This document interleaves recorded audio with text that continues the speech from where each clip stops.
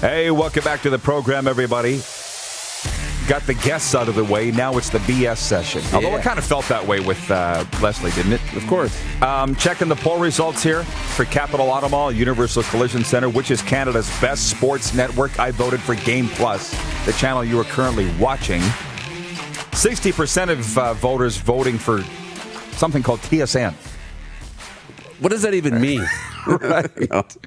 32% for Sportsnet, 6% Game Plus, and 2% for Sportsnet 360. A little different on the Facebook results. I'm reading Twitter, but TSN leading in both cases. I mentioned decision day in the CFL. I don't know what's going to come out of the governor's meeting. I have no idea what's coming next in the CFL. Jeff, the Stamps fan, says, I heard something about the $30 million loan the CFL was seeking was for playing this season rather than a bridge for next. Is this deal still on the table? I have no idea. There's information coming from everywhere, fast and furious. You don't know who to believe. I do have coaches, players calling me saying, are we playing, are we not? I'm like, don't put that on me. Call your GM, call your head coach, call the commissioner, tweet at him if you want. I don't know. I have my thoughts, but they're all just hanging. And that's what's unfair to them, really. They do deserve an answer, but they deserved an answer a month ago. This isn't new. No. And the other, and it's interesting to hear how it's been handled from team to team to team. Some teams have had regular Zoom conferences with their presidents or general managers. Some haven't heard from them at all through this whole thing. But there's not, there's not going to be a uniform way to deal with this, right? From a team to team to team level. Nobody knows how to deal with it. No handbook, as we've said all along through all of this. You're just seeing how the different franchises are run. Yep. And it's interesting to hear from all the people from every team. Anyways,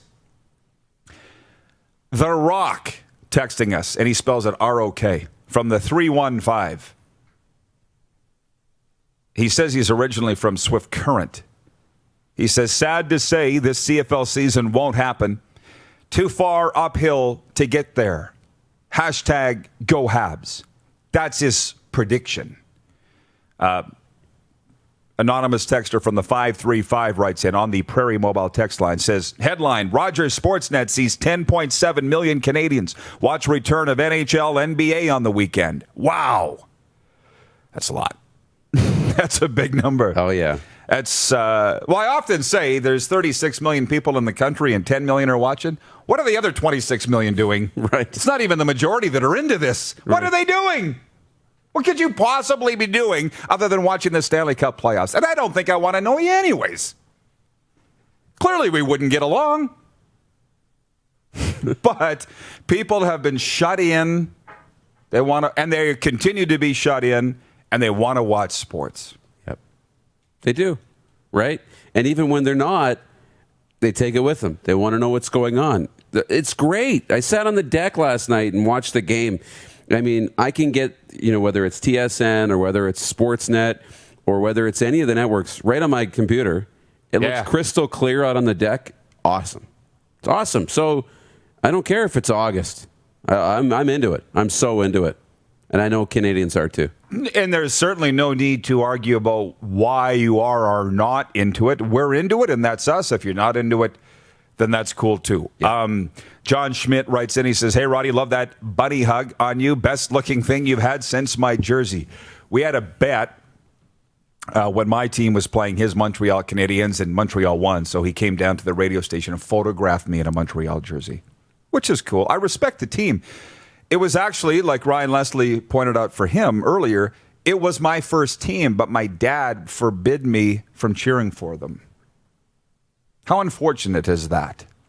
And, the power of television, it was Saturday night, Ken Dryden, Steve Shutt, Larry Robinson, Guy Lafleur. They're winning all the time. They're destroying Ian Turnbull and Wilf Paymont and Mike Palmentier and Daryl Sittler and Boreas Salming. Every Saturday night, Montreal's winning. Why wouldn't I cheer for them? But my dad wouldn't let me. And that's when I switched to the Oilers. Gary O'Lincoln writes in and says, I'm becoming a fan of Game Plus Network, Bell MTS here in Winnipeg. Let's spend a minute on that, by the way. Jets Flames. Do you have a take on the game tonight? It's going to be a heck of a game. I don't really. It's going 5. It has to. I mean, Paul Maurice has this great effect on the Jets for them to play a heavy game and them to play a game where they're going to scratch and claw. And what I heard from Connor Hellebuck in his post-game news conference after the third game, and Blake Wheeler, I just think that the Jets are going to win this game. I just do. Good. But it's much like that effect that I think Dave Tippett's had on the Oilers. I'm watching that game last night at times, and I'm like, this is Connor McDavid, Leon Draisaitl, and a whole lot of spare parts. And nobody else. But it would say a lot of passengers. But man, are they playing like heavy and fast, and they're winning a lot of battles and a lot of puck races. And I'm like, who are these guys? And I'm like, wait a second. That's the Dave Tippett effect on this group. You know, if you say players win and coaches don't really have a role, Dave Tippett's done a lot. He's really squeezing a lot out of the Oilers. I think Paul Maurice is going to do that for the Jets tonight. I think they will. Oh, well, Jeff, the Stamps fan, says he's loving the hockey, but 4 games in a day is a lot. Well, shoot, it's mostly 6 games in a day. Today there are 5. But this is how I look at it. I dropped in on one game yesterday, Pittsburgh, Montreal. I dropped in on another game yesterday. Can't remember which game it was. But it's like going to the Golden Corral buffet. A little bit of this, a little bit of that, a little bit of this. I don't have to sit down and watch the whole 60 minutes. I can't because I'm too much of a squirrel. So I love the 6 games a day. Awesome. Yeah, it's fantastic. It's awesome. Brian Eichenauer regarding the CFL thing, he says, how are the riders handling it? Never know there is still a team here. Only when they are looking for handouts, then they send you an email. I don't know how they're handling. Well, I do, but not what I'm willing to say. Kevin Diaco writes in and says, hopefully the Oilers can bounce back, but losses like last night are so tough to overcome. Here's the thing in the playoffs. When you blow a game, you got to win 2 to come back to win, to just get back on even footing, really, because you blew that one game. So they blew game 1, they came back and won game 2, then they blow game 3. They're running out of time here. They keep taking a step back, and they can never get ahead. All they're doing is catching up. It's like when you got that credit card bill, and you're just struggling to get back to even. You can never get ahead, never save. And Chicago has money in the bank. Taves, Kane, Corey Crawford, Duncan Keith.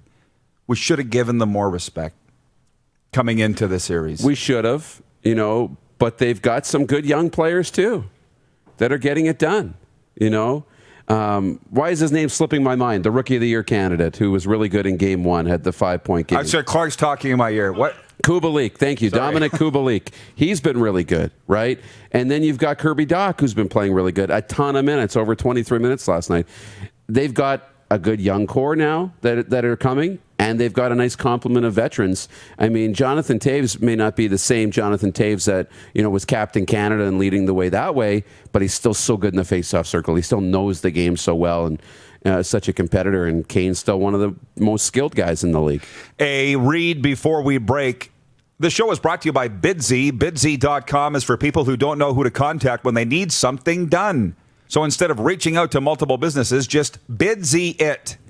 Bidsy connects businesses with customers. It's free to post projects and free for businesses to give it a try. Head to bidsy.com to get started today. Viewer takeover next. Load them up if you're watching on Game Plus on the Prairie Mobile text line 306-840-8777. Write it down. Put it on your fridge or the Facebook Live wall. We'll answer all your questions when we come back. It's the RP Show across North America on Game Plus TV Network, and listen live on Facebook Live and rodpeterson.com. You're watching Rod Peterson On Demand. For more of The Rod Peterson Show, visit rodpeterson.com or follow Rod Peterson on social media.